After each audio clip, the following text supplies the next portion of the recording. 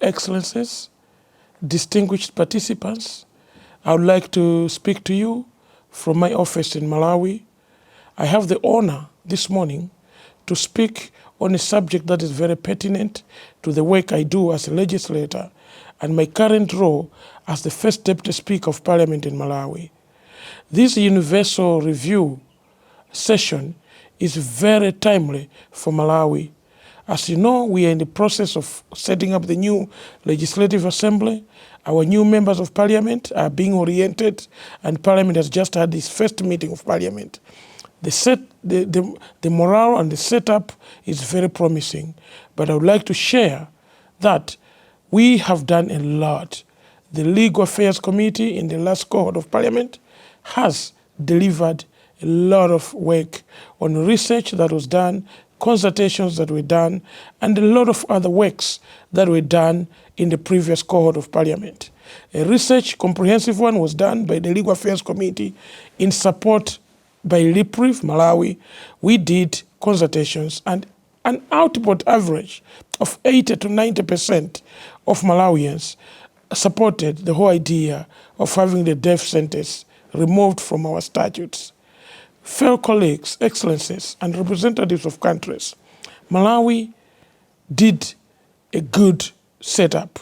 We managed to come up with a motion and a private member's bill through the business committee, and this bill was almost being tabled in Parliament, the past sitting of Parliament. But because this was towards the end of our term and an election period, it did not succeed. The other unfortunate part for the Parliament of Malawi, the move of the bill and the second of the bill both did not make it to Parliament. So in the new Parliament, out of the 5 members of Parliament in the task force, 2 have come back, and I am one of the 2. So I make those commitments knowing where we're coming from, knowing our commitments, knowing what we are able to achieve, and knowing what we are able to do as Malawian Parliament. The work out here is enormous, but it's only manageable if we are able to catch the new Parliament, the new members of Parliament, to understand the whole concept of the abolition of the death sentence. The exercise cannot be done by Malawi alone.